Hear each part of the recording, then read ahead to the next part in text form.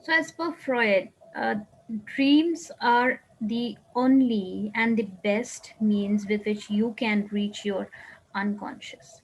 He calls it the only and the most important royal road to the unconscious. It's the royal road to the unconscious where you can find glimpses of what your unconscious is made up of. What your unconscious is made up of, you can have a glimpse of that through the dreams, the kind of dreams you have. Now, this depends on if you believe Freud on what he talks about dreams, or you believe in something else about dream interpretation. This is Freudian idea of dreams. And later on, I'll tell you how it's applied on literature, how we reach into the unconscious of a character through the interpretation, taking the dreams of a character as the royal road to the unconscious of the character. We reach the unconscious of, uh, in literature, either a character or it can also be the author himself. So we study deeply the characters in a text, or we can also study an author, the unconscious of the author himself. Why uh, why these dreams? Are these dreams from the author's mind, or are these dreams coming from the character himself? And that is how we interpret the unconscious of either a character or the unconscious of an author. Now, how is this a royal road to the unconscious? How do we get the glimpses of the unconscious? How does unconscious work? According to him, dreams are symbolic fulfillments of your unfulfilled dreams.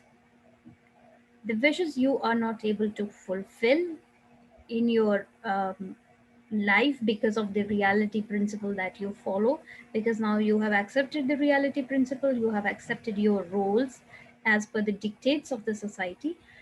Because of that, you are not able to fulfill a lot of wishes which remain your unfulfilled dreams, your unfulfilled desires. These unfulfilled desires are fulfilled symbolically through your dreams. Symbolically means it's not clearly or exactly what you happen to do in the dream.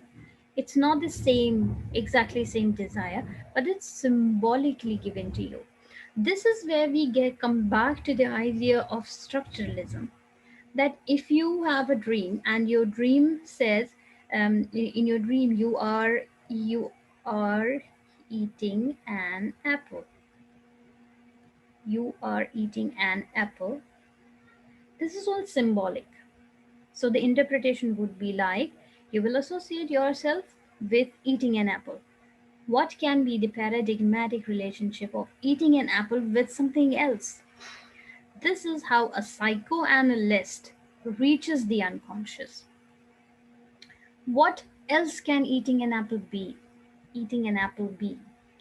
First, let's begin. I'll ask you, what do you think eating an apple can be? I'll give you one example and then the rest of you will follow.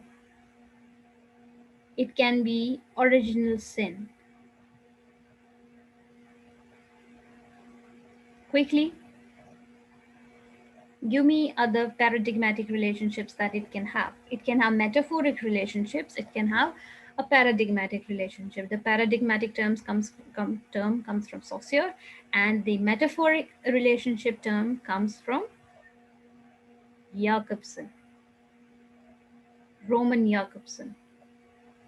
Now, come on, tell me, what other relationships can you draw between eating an apple and the interpretations? Quickly, each one of you.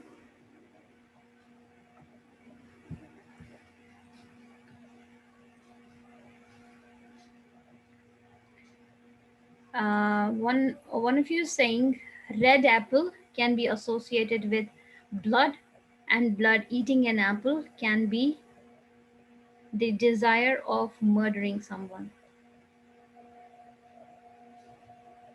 Um, Other interpretation is success. Eating an apple is for this person success, because This person was able to reach the apple and ultimately eat it. It's like having an access to eat the fruits of your success, right?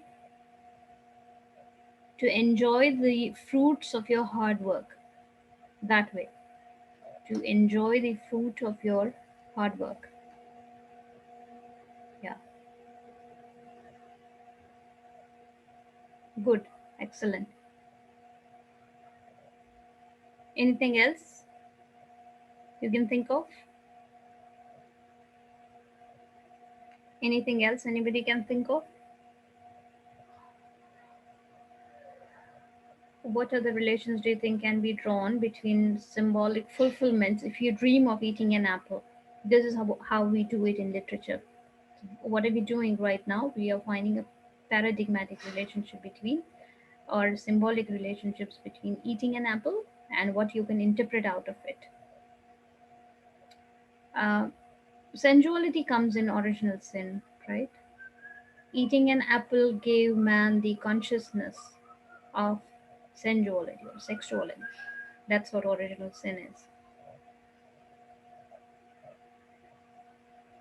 I don't think mine apple is not associated with upper class.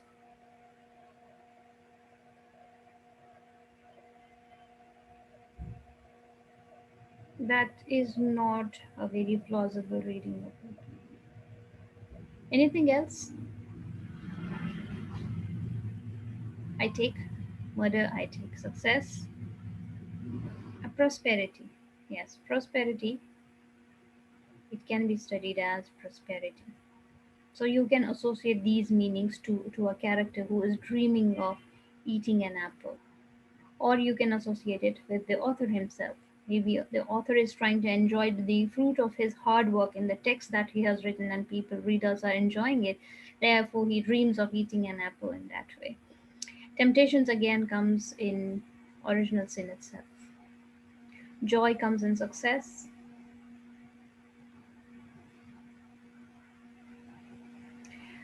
Um,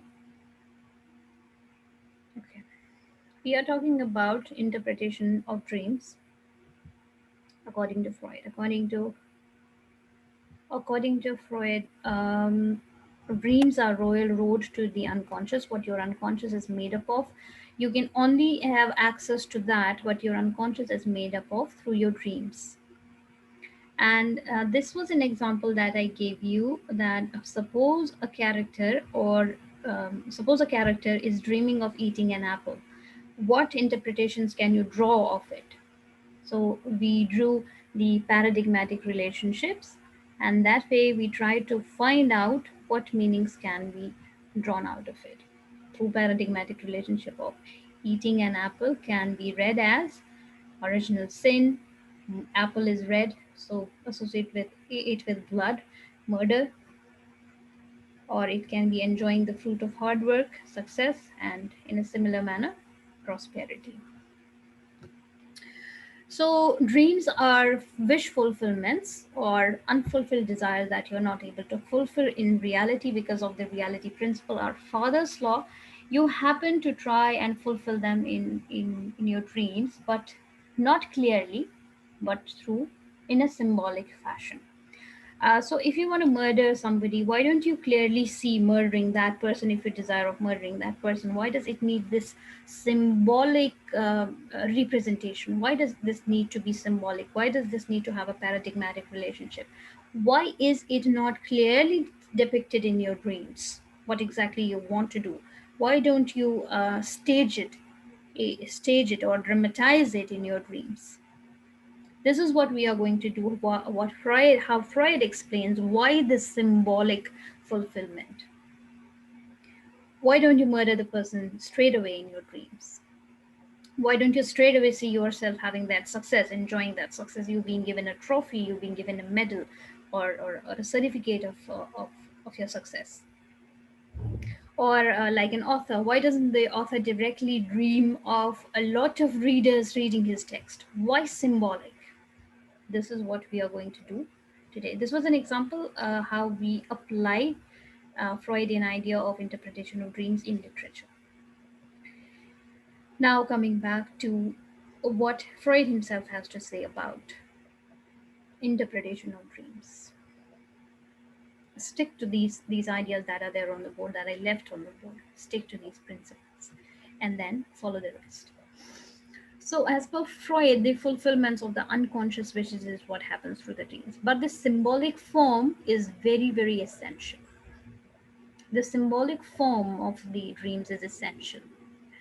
This is essential so that there is no direct expression of your unfulfilled desires. So even in the unconscious, even when the unconscious is trying to come up into your conscious through the dreams, even then there is some, say, policing happening here. Say there is some barricade that does not allow you to see it in direct expression. This direct expression is not given a vent into your mind so that you are not shocked, so that the person is not shocked or the dreamer is not disturbed.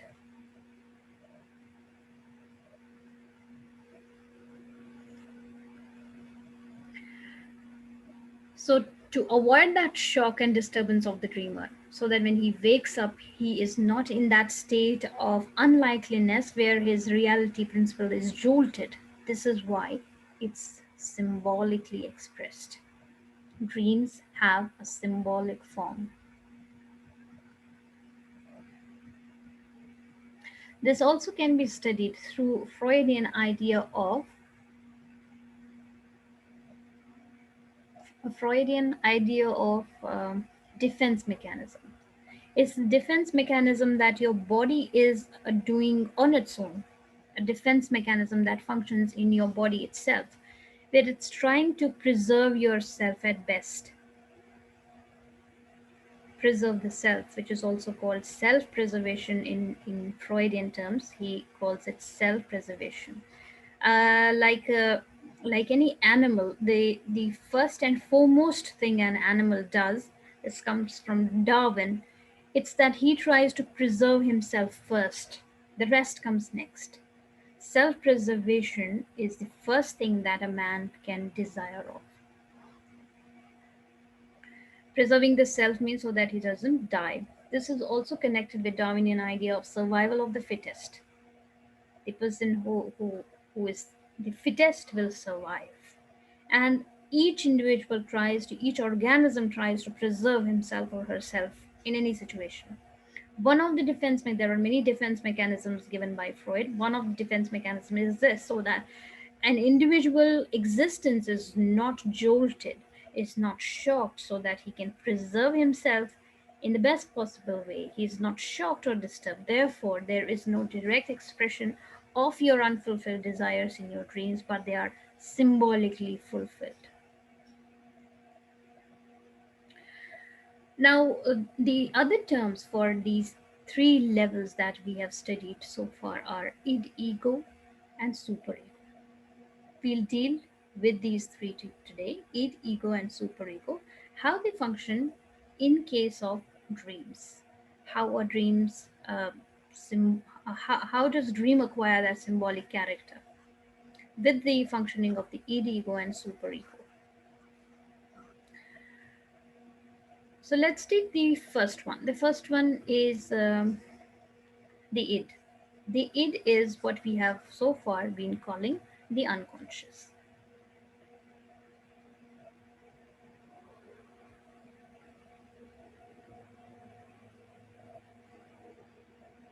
This unconscious is the id. The id is associated with your animalistic desires, means desires that can make you very close to an animal. Your animalistic desires can be your uh, uh, unchecked desire for unchecked desires. It can be of food, it can be of the physical needs, desires of physicality. It can be associated it with an animal. It can be an unchecked desire for of lust, of food, of lust, of greed,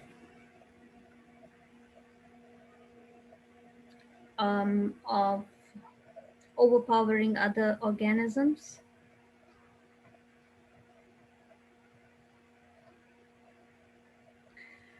This is basically the id.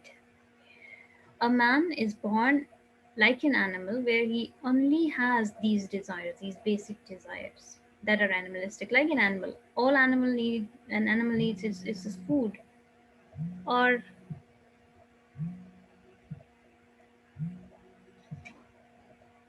and he doesn't check the desires, and animal doesn't check any of these desires. This is the id. Human being is also born with the same idea. A baby only requires food and doesn't check the desire of the food that a baby requires initially. But then there is the subconscious, you know, when it's created, how it's created. The subconscious is called superego. The superego checks all your emotions. The superego यहाँ से उठो, इस जगह तक नहीं बैठ सकते हो.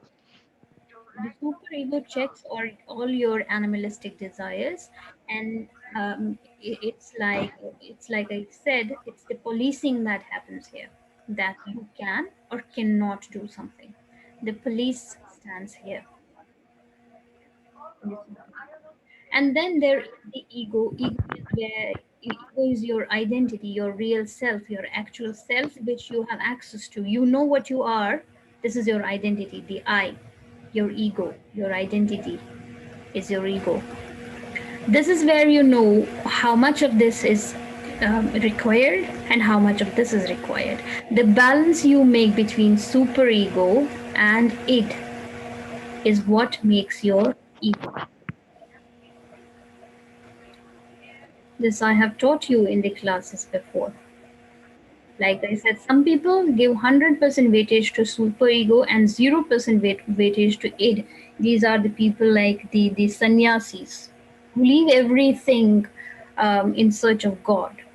Sannyasis. So they give 100% value to superego and 0% to id, right? And then there is other way around as well, who give 0% value to superego, to policing, and do not check their desires, and 100% to id. Whatever they wish of, they do that.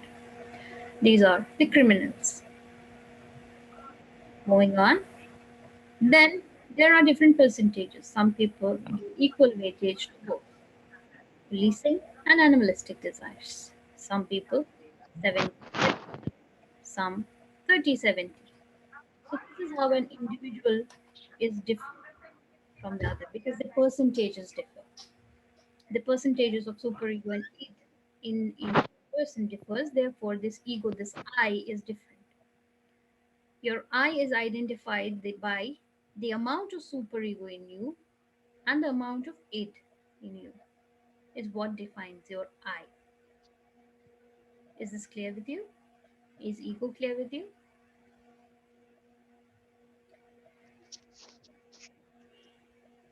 So there is, when you dream of something, the dreams are meant for wish fulfillment. For this wish fulfillment, even in your dream, your ego is on the watch. Even in this wish fulfillment in your dreams, the ego is watching. This is a torch. If you can't understand it, it's a torch. The ego is watchful. And what does the ego do even while you are dreaming? It is censoring the content that comes out of your unconscious, or the animalistic instincts that the dreams are sending through these walls out into the ego for your dreams. The ego is watching it. The ego is censoring it. Through these sensors, the images are censored, that only certain kind of images can reach the ego. Your dreams allows only certain kind of images and not everything. So therefore, unconscious itself, unconscious tries to move out into the ego. Unconscious always looks for a vent. The id looks for a vent. It wants to come out. The id always wants to come out. Whatever you have thrown into it, it wants to come out all the time. And this is why you dream, because this id wants to come out. So what does it do? Because he knows there is a watch in here. What does it do? It converts these images. The word Freud uses for it is that it condenses the images. The it condenses a whole lot of images, a whole set of images into a single statement. Like I said, all that was there in the wish fulfillment in the previous example we did, eating an apple. There were many animalistic desires in it. They could have been desires of food, of physicality, of lust, of greed, of overpowering others. They could have been any of this. But what did the it do? It sent the whole set of images, condensed them, means made it small, made it short, condensed it, made it into a single statement, eating an apple, and sent it through. So there was no censor. Yes, this is allowed, ego says. And then you dream of eating an apple. One of the things that the it does for for symbolically giving form to your dreams is that it condenses it. Condensation is one of the practices that it does for getting a permission from ego. The second thing that it does is called displacement. The second concept is of displacement. What does displacement mean? In displacement, what it will do is that the meaning of one object is given to another. Meaning of one object is displaced onto another, which is somehow associated with it. There is some association, but the meaning is displaced on it. I'll give you an example how this works. In the next link, you will connect to the link again because there are just 3 minutes left in this session. So two things happen, two exercises happen. One is called condensation, the other is called displacement. And both of these things associate with Jakobson's metaphors and metonymy. Metonymy is where you have some association, but it's displaced. Like the example of crown for a king. Crown for a king. Apart. Apart shown for the whole. Whereas metaphors is condensation. Condensation is Jakobson's metaphors and displacement is Jakobson's metonymy. Just 2 minutes left. We can take questions and the rest will be discussed in the next